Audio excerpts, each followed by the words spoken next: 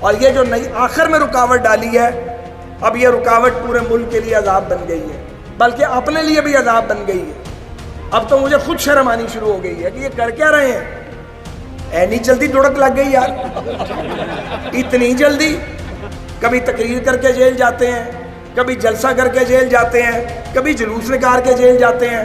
اگر کہیں کہہ دیں کہ ہم لوہے کے چنے ہیں تو جرنیل اور جج سب ہمارے پیچھے پڑ جاتے ہیں۔ کہ عمران خان صاحب نے مسلسل اس ملک میں پارلیمنٹ اور جمہوریت کو کمزور کیا۔ اگر یہ اقتدار کے لیے جرنیلوں اور ججوں سے مل کے سازش نہ کرتے، صبر کر لیتے تھوڑا سا، ہو سکتا ہے ان کی باری پھر بھی آ جاتی۔ جس آدمی نے ایک یونین کونسل نہیں چلائی اسے ملک کا وزیر اعظم بنا دیا۔ جو کام دشمن نہیں کر سکا وہ کام تم کر دو، تو پھر یہی ہونا تھا جو تمہارے ساتھ ہوا ہے۔ یہ تو اس طریقے سے پگھل رہے ہیں جیسے سلو لائٹ کی گڑیا پگھل جاتی ہے، پگھلتے ہی چلے جا رہے ہیں۔ ٹی وی آن کرو تو کوئی نہ کوئی بیٹھا ہوتا ہے رونی شکل بنا کے، میں چلا جائے۔ کوئی قوم اپنی فوج پر حملے کی، اس کی تضحیک کی اجازت نہیں دیتی۔ پاکستان مسلم لیگ نون جب اقتدار میں آئی، ہمیں ٹینیور تو پورا نہیں کرنے دیا گیا، لیکن جتنا موقع بھی ملا، میں نوجوانوں کے حوالے سے بات کرنا چاہتا ہوں، تو مسلم لیگ نون نے ایسے اقدامات کیے جن سے نوجوانوں کو آگے بڑھنے کا موقع ملا۔ اور اس کی سب سے بڑی مثال یہ ہے کہ نواز شریف اور شہباز شریف وہ پہلے وزیر اعظم اور وزیر اعلیٰ ہیں جنہوں نے وزیر اعظموں اور وزراء اعلیٰ کے کوٹے ختم کیے، ورنہ یونیورسٹیز میں، میڈیکل کالجز میں، ملازمتوں میں ہر جگہ کوٹے تھے۔ ان کوٹوں کو ختم کیا اور میرٹ کو رائج کیا۔ جب بھی پی ایم ایل این کا دور آیا، ہم نے کوشش کی کہ سرکاری ملازمتوں کے اندر پک اینڈ چوز کرنے کی بجائے میرٹ کے نظام کو رائج کریں۔ یہ جو آپ کے ہاتھوں میں موبائل فون ہے، ان کی ٹیکنالوجی پاکستان میں کون لے کے آیا تھا؟ بتائیں کون لایا تھا؟ یہ ٹیکنالوجی پہلی بار نواز شریف لائے تھے۔ اس ٹیکنالوجی کی بدولت پاکستان کے سامنے پوری دنیا اوپن ہوئی۔ یہی وہ ٹیکنالوجی ہے جس کے باعث کمیونیکیٹ کرنے کے، ابلاغ کے ذرائع پیدا ہوئے پاکستان کے اندر، اور پاکستان کے اندر آئی ٹی سیکٹر کے اندر ہم نے ترقی کی۔ مسلم لیگ نون جب بھی آئی، ہم نے سکول بنائے، کالجز بنائے، یونیورسٹیز بنائی، میڈیکل کالجز بنائے، لوگوں کی ویلفیئر کے لیے راستے بنائے، پارکس بنائے۔ یہ سارے کام آج جو آپ کو نظر آتے ہیں، جو ایک جدید پاکستان کی تعمیر کی بنیاد رکھی، وہ نواز شریف نے رکھی، لیکن کبھی ہمیں اپنا کام مکمل نہیں کرنے دیا گیا۔ یہ موٹر وے جو آج لاہور اسلام آباد، بعد میں پشاور تک بنی، اور پھر ہم اب اسے پچھلے ٹینیور میں لے گئے تھے سکھر تک، اور اب یہ 4 گنا قیمت پہ یا شاید 10 گنا قیمت پہ بن رہی ہے۔ اگر جنرل مشرف کا مارشل لاء نہ آتا تو کراچی سے پشاور تک یہ موٹر وے کب کی مکمل ہو چکی ہوتی۔ اس طرح کے لاتعداد منصوبے ہیں، ڈیموں کے منصوبے، ڈیولپمنٹ کے منصوبے، ہر بار رکاوٹ ڈالی گئی، کام نہیں کرنے دیا گیا۔ اور یہ جو نئی آخر میں رکاوٹ ڈالی ہے، اب یہ رکاوٹ پورے ملک کے لیے عذاب بن گئی ہے، بلکہ اپنے لیے بھی عذاب بن گئی ہے۔ میں تو حیران ہوں عمران خان کے ساتھیوں پہ اور اس کی جماعت پہ۔ اب تو مجھے خود شرم آنی شروع ہو گئی ہے کہ یہ کر کیا رہے ہیں؟ اینی جلدی دڑک لگ گئی یار، اتنی جلدی؟ اگلے دن میں نے کسی کو سنا کہ انہوں نے کہا، نام نہیں لوں گا، کہ اڈیالہ جیل میں ایک دن گزارے تو وہ بڑی گرمی کا دن ہے۔ بھائی ہم نے تو سالوں گزارے ہیں جیلوں کے اندر، بار بار جیل ڈال دیے جاتے ہیں۔ جب حکومت بدلتی ہے ہمیں جیل جانا پڑتا ہے، کبھی تقریر کر کے جیل جاتے ہیں، کبھی جلسہ کر کے جیل جاتے ہیں، کبھی جلوس نکال کے جیل جاتے ہیں۔ اگر کہیں کہہ دیں کہ ہم لوہے کے چنے ہیں تو جرنیل اور جج سب ہمارے پیچھے پڑ جاتے ہیں۔ میں تو اس کے بعد یہ لفظ ہی استعمال نہیں کیا، مگر مجھے آپ ایک بات بتائیں، یہ جو کر رہے ہیں پی ٹی آئی والے، یہ کام کرنے والا کوئی مجھے بتائیں؟ انہیں شرم نہیں آئی، ہمیں شرم آنی شروع ہو گئی ہے کہ یار انہیں کی کریے ہوں۔ اتنی تیز رفتاری سے یہ دوڑے ہیں جس کا کوئی تصور نہیں کر سکتا۔ تو آج آپ کی وساطت سے مجھے یہ کہنا ہے کہ عمران خان صاحب نے مسلسل اس ملک میں پارلیمنٹ اور جمہوریت کو کمزور کیا۔ یہ اگر 126 دن کا دھرنا نہ دیتے، پارلیمنٹ ہاؤس کا گھیراؤ نہ کرتے، پی ٹی وی پر چڑھائی نہ کرتے، وزیر اعظم ہاؤس کے اوپر حملہ نہ کرتے اور پارلیمنٹ ہاؤس کے جنگلے نہ توڑتے تو آج کا دن نہ آتا۔ اگر یہ اقتدار کے لیے جرنیلوں اور ججوں سے مل کے سازش نہ کرتے، صبر کر لیتے تھوڑا سا، ہو سکتا ہے ان کی باری پھر بھی آ جاتی۔ لیکن صبر ہی نہیں تھا، نہ ثاقب نثار کو صبر تھا، نہ اس وقت کی اسٹیبلشمنٹ کو صبر تھا۔ ان کو لالے پڑے ہوئے تھے کہ نواز شریف جائے، مقبول ترین لیڈر جائے۔ ثاقب نثار صاحب کو کیا ہوا تھا آج تک مجھے نہیں پتا، وہ انہیں کون سا ریموٹ کنٹرول چلا رہا تھا خدا ہی جانتا ہے۔ اور عمران خان کو جلدی تھی کہ میں کسی طرح اقتدار میں آ جاؤں۔ بھائی تو اقتدار چ آ جا پھر ان کی کریے میں نے دسو۔ میرا مطلب ہے کہ کوئی تیاری نہیں تھی اس آدمی کی، کوئی ویژن نہیں تھا۔ جس آدمی نے ایک یونین کونسل نہیں چلائی اسے ملک کا وزیر اعظم بنا دیا۔ جو آدمی قومی اسمبلی میں ہم 5 سال اکٹھے بیٹھے ہیں، الف بے نہیں آتی عمران خان صاحب کو قومی اسمبلی کے قواعد کی، اسے ملک کا وزیر اعظم بنا دیا۔ ان کے ساتھی آ کے میں بتاتے تھے، سنتا ہی نہیں۔ سرکار جب وزیر اعظم بن گئے تو افسر بتاتے تھے 2 منٹ کے بعد اس کی توجہ ختم ہو جاتی ہے۔ ملک چلانا مجھے بتائیں کوئی آسان کام ہے؟ 24 کروڑ کا ملک، ایٹمی طاقت، مسائل ہی مسائل، غربت ہی غربت، مشکلات ہی مشکلات، اس ٹوٹ بٹوٹ کو بٹھا دیا۔ اب وہ ٹوٹ بٹوٹ جو ہے اس نے پورے ملک کو خراب کیا اور اب اپنی پارٹی کو بھی خراب کر دیا۔ یار ہم مارشل لاؤں سے لڑے ہیں، ہم مارشل لاؤں کو تسلیم نہیں کرتے، ہم مارشل لاء کی بالادستی کو ماننے والے لوگ نہیں ہیں، نہ ہمارے بزرگوں نے کبھی مارشل لاء کی بالادستی مانی ہے۔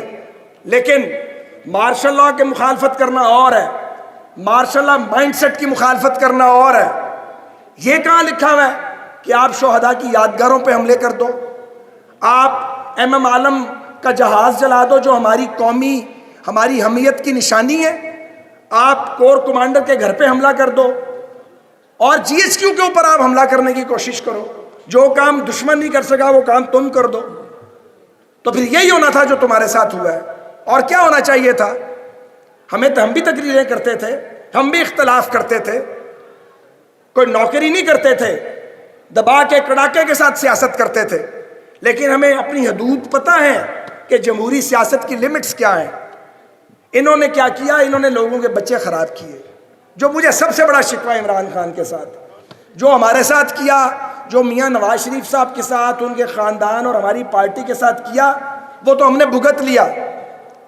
بھگت لیتے ہیں آدمی، پھر مشکل وقت آ ہی جاتے ہیں، مشکل وقت گزر بھی جاتے ہیں۔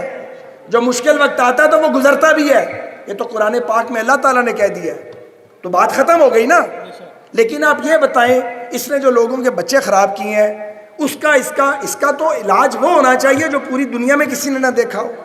چھوٹے چھوٹے لڑکے خراب کر دیے، ان کو گالیاں سکھائیں، ان کو بدتمیزی سکھائی، انہیں اپنی باپ کے عمر کے لوگوں کی پگڑی اچھالنا سکھائی۔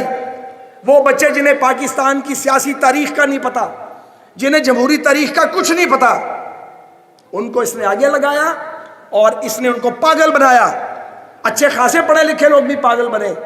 میں تبدیلی لاؤں گا، تبدیلی کہنے سے آتی ہے؟ میں سونامی لاؤں گا، یہ ٹھیک کہتا تھا، کیونکہ سونامی کا مطلب ہے نحوست، تباہی۔ سونامی جدھر آئی ہے وہاں تباہی آتی ہے، یہ سچ بولا اس نے، اور کوئی سچ نہیں بولا۔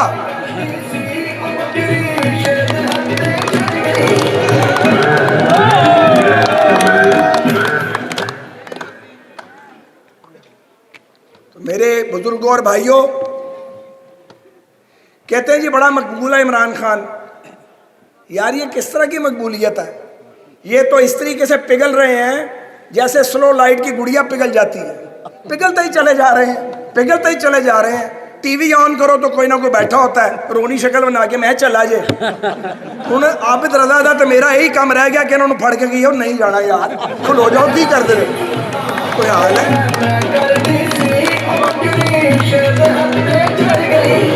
اور کچھ باتیں میں آپ سے اور بھی کرنا چاہتا ہوں تاکہ آپ کے ذریعے میڈیا کے ذریعے یہ بات آگے جائے. آج عمران خان صاحب کہتے ہیں میں مذاکرات کرنا چاہتا ہوں.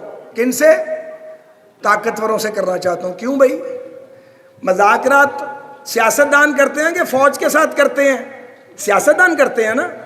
تو جب ہم نے مذاکرات کیے، حالانکہ مذاکرات جب ہم کر رہے تھے تو ہمیں اپنی پارٹی کے جو سپورٹر تھے وہ بھی گھور رہے تھے کہ یہ دن مذاکرات کیوں کرتے پئے ہو، جڑا تانوں چور کہندا ہے تے غدار کہندا ہے دنیا جہان دی گالاں کڈدا ہے، ایسے ہی ہے نا.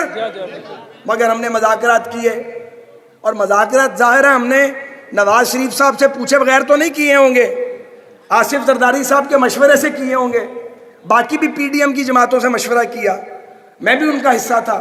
مذاکرات شروع ہو گئے، بات چیت ہوئی، 3 میٹنگز ہوئیں، 3 میٹنگز جو میڈیا کے سامنے آئیں، 2 میٹنگز ہوئیں جو میڈیا کے سامنے نہیں آئیں، 5 میٹنگز ہوئیں. ہم اور یہ بیٹھے اور ہم نے ان سے پوچھا کہ آپ کا کیا خیال ہے کہ اگر الیکشن ہوا تو کیا ہوگا؟ ان کی ٹیم نے کہا اسی جیت جاؤں گے. تو ہم نے کہا پھر الیکشن کی زیادہ ضرورت کس کو ہے؟ انہوں نے کہا جی سانو ہے، تائیں تے اسی الیکشن ماننے ہیں. تو ہم نے کہا وہ مل کے ایک تاریخ طے کرتے ہیں. اگر تمہیں الیکشن چاہیے، ہم بھی الیکشن چاہتے ہیں کیونکہ آئین کے مطابق ہونا چاہیے، تو وہ مل کے تاریخ طے کر لیتے ہیں.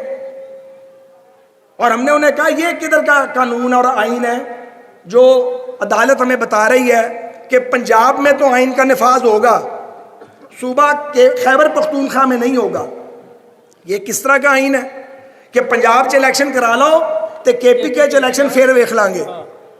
اور ہم نے کہا کہ آئین میں جہاں لکھا ہے کہ 90 دن میں الیکشن ہوگا، وہاں یہ بھی لکھا ہے شفاف ہوگا، غیر جانبدار ہوگا.